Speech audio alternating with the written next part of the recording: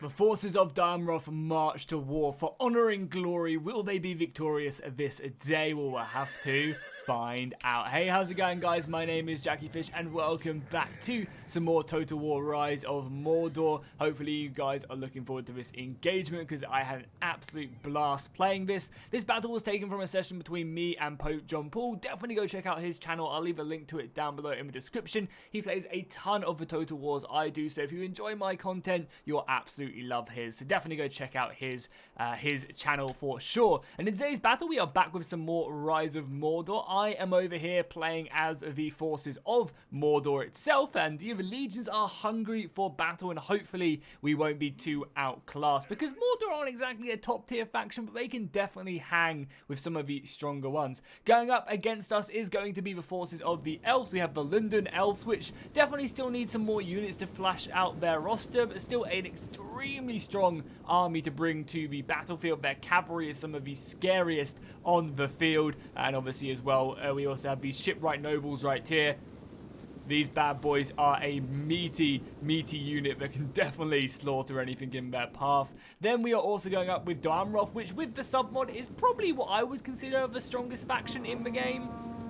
Dol Amroth can absolutely demolish most factions that they fight, as long as they fight a 1v1, and they definitely do come out on top. So in this battle, as I said, I'm playing as Mordor. You can see my lines ready. I've got Uruk Throng on my front line, Uruk archers on my back, and then supporting that I've got a unit of Orc pikes, because I kind of like the idea of just having a cheap unit of pikes that can kind of commit itself. I feel like you don't exactly need expensive pikes, because they kind of, they either go in and get shot to pieces, or they go in and just kind of, help turn a tide of a battlefield in your favor. And then I have Orc pillagers, some of the probably like the best shock infantry in the game. They're so cheap, like for their price. I think this unit is probably one of my favorite units in the game. They do so much work for how cheap they are. Also, their mouths kind of look like a butthole, I'm not gonna lie.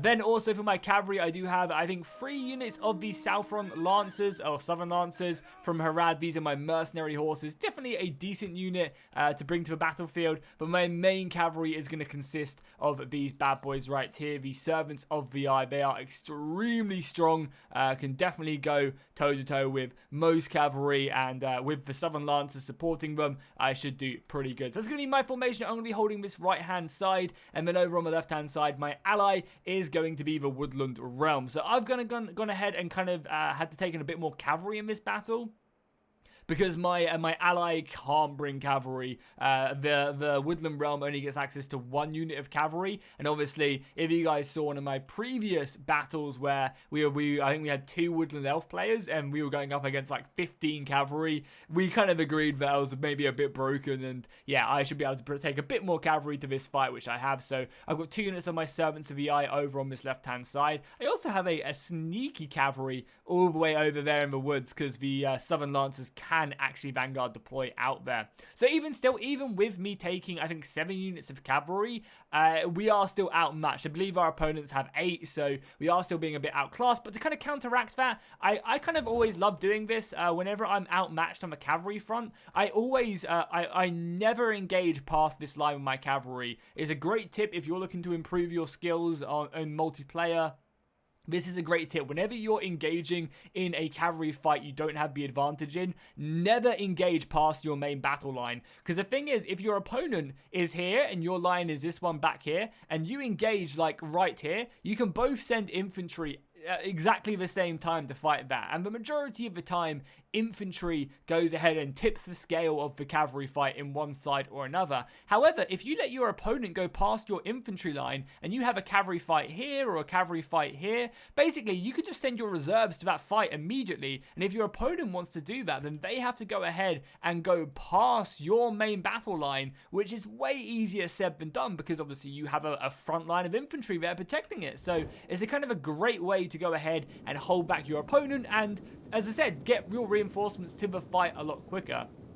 Because I have brought the extra cavalry advantage though, my ally over on my left-hand side has been able to spend way more money on his infantry and his archers. So we'll have a small advantage on this left-hand side, but obviously as you can see, I haven't been able to do that because I've had to spend more money on the cavalry. Also as well, for those of you interested, before we do dive into this battle, I believe there is actually words on the winds about a new update coming. They're constantly posting in really awesome updates for the rest of the Linden faction in the Discord itself, which I'll link down below in the description, so you guys should definitely go join that. But yeah, there's loads of talking about adding in new units for the Linden faction, and they look absolutely amazing as well, so that's really exciting indeed. So yeah, definitely keep an eye out for that. And if you guys are enjoying Rise of Mordor, make sure you subscribe to my channel, drop a like, drop a comment. It really helps out and lets me know that you guys want to see more action like this. Let's just jump ahead until a battle is underway, and then we will get started with the action. Because as you can see, our opponents are actually doing a switch really quickly. Dol Amroth has come over to my side, looking to engage me, and we also have the Elves over on the right hand side, kind of taking this advantage right now. So it'll be some elf on elf violence going up against some Dol Amroth against Mordor. So it's kind of an interesting move. They switched up, realizing that the Elves probably need to fight the Elves because they are both really strong. And here we go, our opponents are edging closer and closer to the front lines. The archers have set themselves up, pushing in, using this forest as cover, which I think is a great idea. Just being able to shoot out this forest definitely does add in a lot of extra armor to your units, and you get a big missile block, which is important because the majority of the Linden Elf faction desperately relies on it because they have a lot of shock infantry. Until they get their next update, they don't exactly have a ton of good shielded infantry. I think they only get these shipwright nobles because everyone else is just kind of that more aggressive two-handed sword variant, which is nice. We also had a little bit of an argument, well, not an argument, a friendly discussion at the beginning of this game as well. Our opponents were camping right at the top of this hill, and we were like, there's no way we're going to be going up there when you guys are playing Dol Amroth and the Elves, and I'm playing a mid-tier faction like Mordor. So we forced them to come down, and because of that, we are kind of redlining. We obviously tried to give as much room as possible here, but obviously, the red line being there kind of does suck, and is kind of what it is. But yeah, this battle, we didn't mean to pick this battlefield, and because of that, they were like, well, we're going to stay on the hill, and we're like, no way is that happening. We'll fight on the low ground right here where it's nice and flat and even. So the Dol Amroth is just going to throw forward its Seaward Guard. Obviously, these Knights of the Tower are going to be able just to dump themselves into my Uruk-Throng without too much trouble. This is not exactly a great matchup for my Uruk-Throng, but I did manage to form shield wall before the lines do clash, which is a nice position. And as you can see, the lines are fighting. And yeah, if I don't support this line, it's gonna be bad news for me. But we should be okay. Honestly, I think I have reserves, I have archers, and I have plenty more soldiers. The thing I'm most scared of, obviously, is going to be these bad boys right here, the Heaven Guard. Oh, they are so good.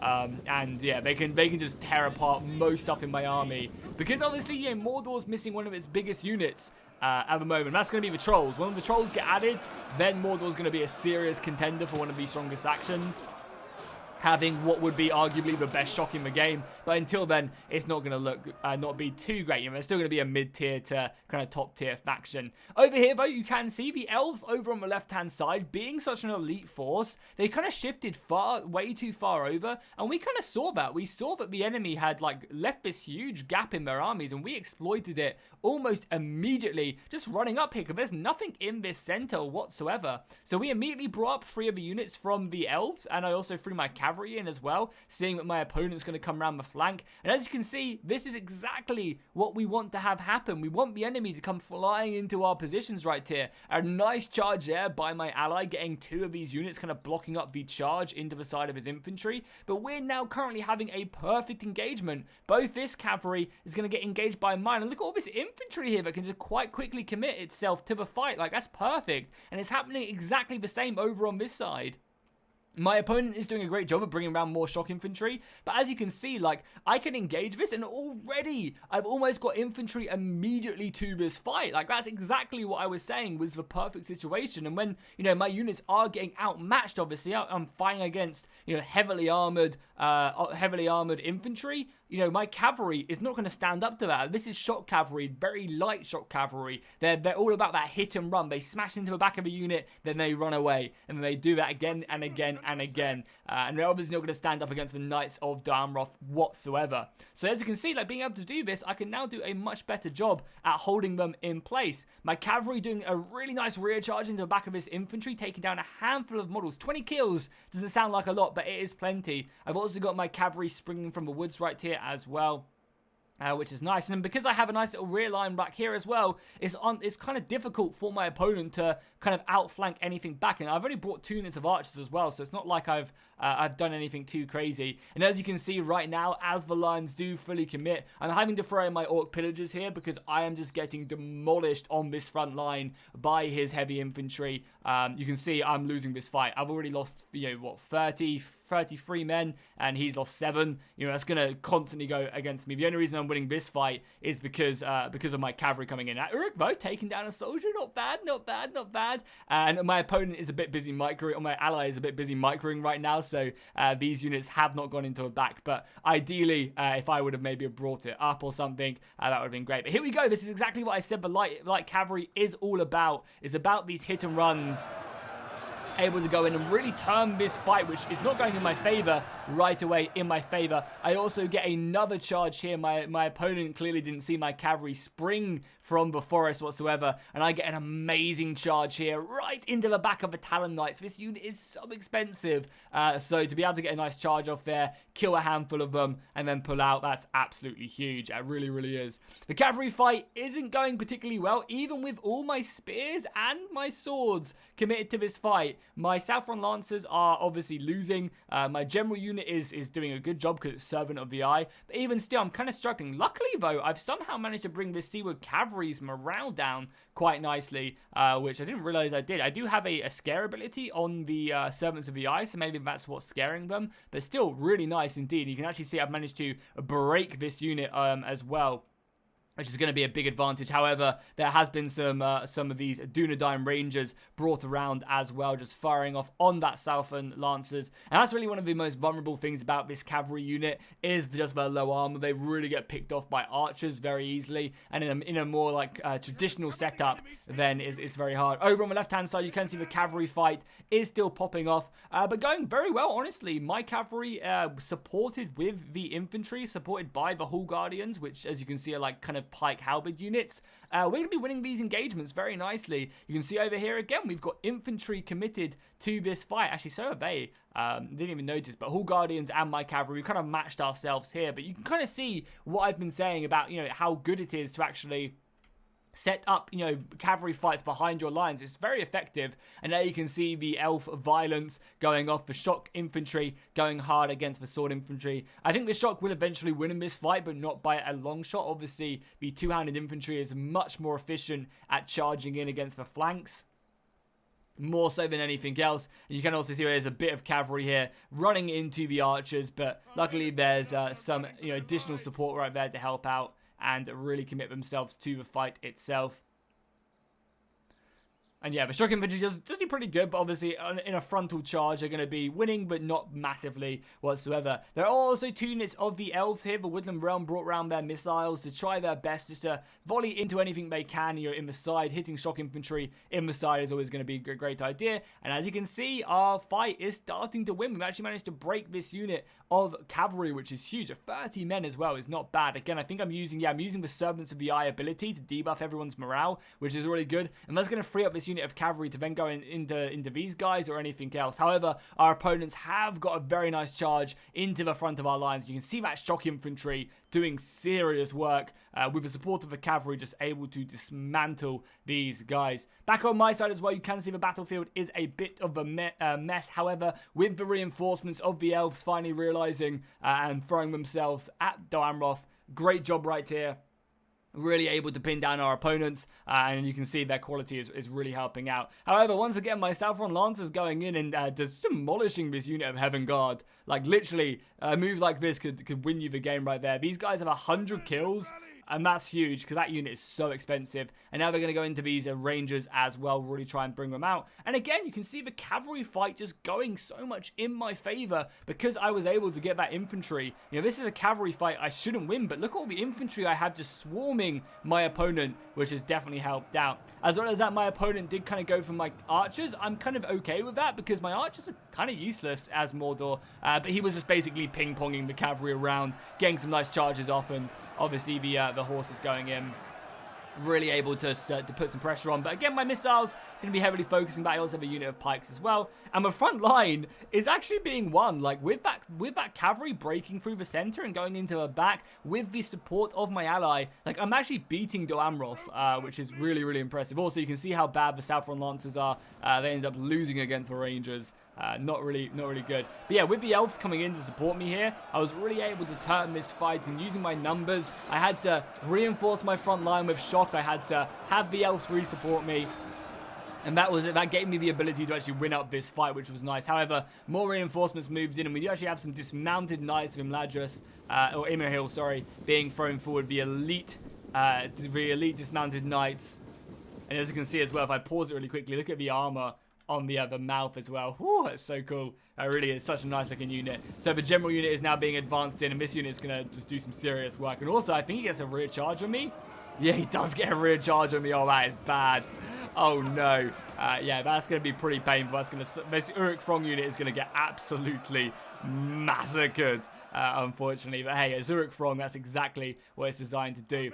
And as you can see, the reinforcements have finally arrived now. The Heaven Guard turning up. But I'm going to make sure I kind of avoid this fight, leave the spears in, and just try and chase down the rest of the cavalry. I've got my archers. And the nice thing is, I've managed to win my cavalry fight over on this side. So I decided to bring back a fresh unit of Servants of the Eye. And these guys are going to rush over to this battlefield as fast as they can, resupply my cavalry fight, and basically turn this cavalry fight back in my favor. Because, again, like, I think if I didn't bring over this unit of Servants of the Eye, I probably would have lost this fight. There's still 2 units of cavalry here, Knights of Imrahil, not really too great, but reinforcing a fresh unit of Servants of the Eye, but one over on the other flank coming over, that's going to really help me out here, and you're going to be able to see the quality of the Servants of the Eye show indeed.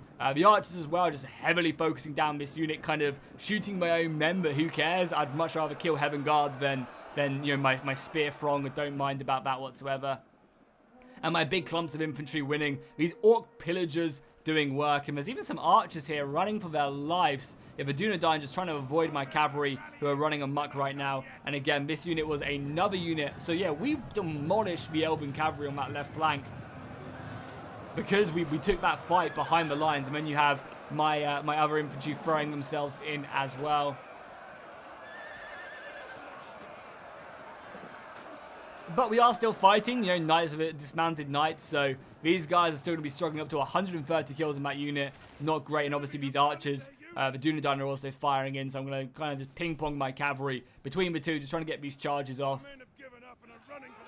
And diving right into this unit, just trying to break it as quickly as possible. Over on the left-hand side, it does seem like my ally has been overrun. He probably did end up needing them 3 units he sent to aid me. But, you know, he still, you know, them 3 units coming really helped me turn the tide of the battle.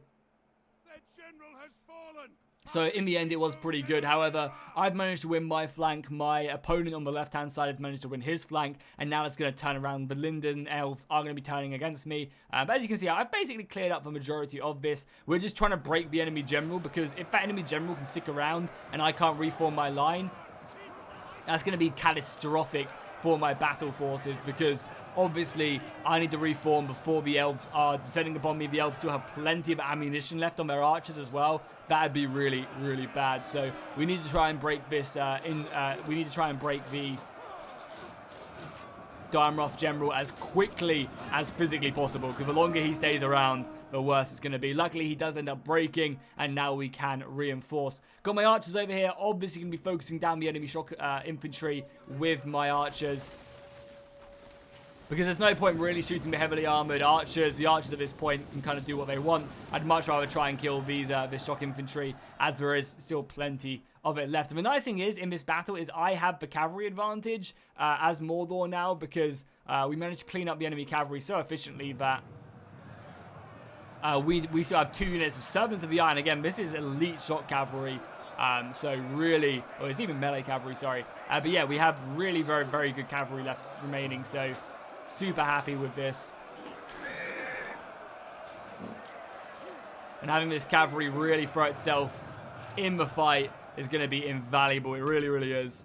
And able to win that. So now we are both sides are going to kind of form up, do the Attila dance of I've beaten my side, you've beaten your side. Now let's form up and have a big old brawl. I'd love to do some more battles where we don't form up these 2 separate armies. I'd love to form up some battle lines where we do just form like one chody line, like, you know, everyone's army is embedded in each other's army. There's no like, I'm taking the left flank, you're taking the right flank. It's just we are in the center, both of us. And yeah, maybe we can only go like, you know, like 6 units long or something, you know. Both sides can only like go in this, and we just kind of fight, but then we flank as well, but we're still fighting, you know. So you have like, you know, soldiers standing next to one another, you know. There's no like, this is my army, this is your army, we're just one. We are a collective. That would be kind of cool to do. So as you can see, at this point, I know I have the cavalry advantage, which is really, really good. Also, as well, some of the units that my allies managed to send over. This was also a nice move by him, able to bring, you know, over some of his units, knowing that he's going to lose, but bringing over some of his elven units just to kind of reinforce mine. I believe these units were the ones that were reinforcing my main battle line against Dol Amroth, but still very, very useful. And the elves are charging in their final charge against the forces of Mordor. Balance of power is in our favor, so there's a good chance we will be able to claim this one.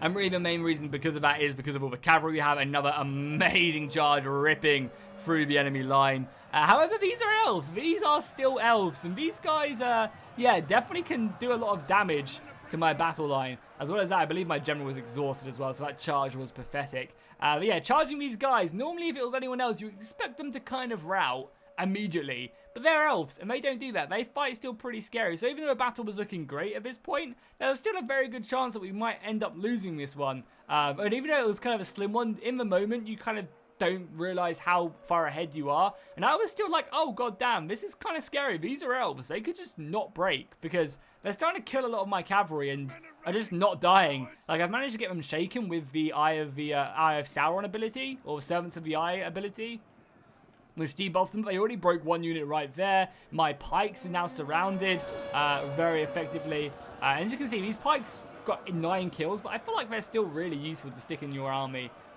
Because not only do they come with like a main focus point of archer fire, but they also just kind of do some decent damage. And that's not too bad whatsoever. You can see the rest of the battle line as well. My archers moving around the flank to help out. And my cavalry, as you can see, like the elves are actually taking down a large amount of my Servants of the Eye on that left-hand side. These northern archers are not a unit you really want to stay embedded in. Like, you kind of want to charge them, pull out and charge them again, pull out, charge them again. Whereas a lot of the other archer units in Rise of Mordor, you're more than capable of just sticking in combat with them because your cavalry will take them down. But the elves are a different matter for sure.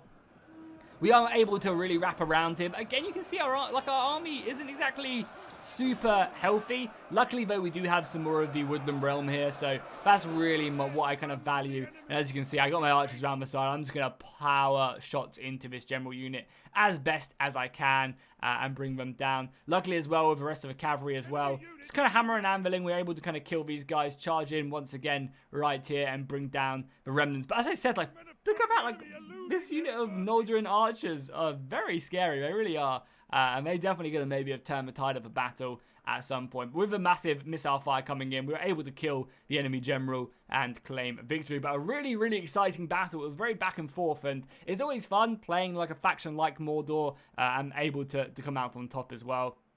You know, even though you are heavily outmatched, you're still able to do some serious work, and your numbers do count for a lot as well. The numbers of the units just allow you to kind of stick around, and as soon as they get the trolls in their army, oh, it's going to be so goddamn good, because they really do lack, like, that unit that is just makes them top tier, and as soon as they get, you know, even just any form of trolls, it's going to be great, because trolls are going to be busted, they really are, and it's going to be hard for, like, the good factions to really deal with them. They're going to have to start bringing more, like, halberds and stuff to fight them, which is going to be absolutely perfect. I can't wait. So yes, big shout out to everyone who played in this battle, and you can see the Orc Pillagers, really, really high quality stuff. This unit is cheap, and they're getting like 158 kills. That's not bad at all. Again, as well, my Cavalry, the Servants of the Eye, 300 kills on both of them bad boys. Disgusting stuff. You can see my allies' kills right there if you want to pause it. And then vice versa on the other side, the Knights right there doing some super scary stuff. And again, yeah, I managed to shut down, yeah, I think it was this unit right here, the Heaven Guard, 62 kills, all because of them Saffron Lancers going into the back of them, one on fight, 157 kills. Super impressed with that one. So if you guys want to see more Rise of Mordor on the channel, make sure you drop a like and a comment down below. Let me know what factions, what matchups you'd want to see. I also have another really good 2 replays from this session of gameplay with Pope John. So definitely look forward to them bad boys. Join my Discord if you haven't already. The link is in the description, and I'll see you guys in the next one.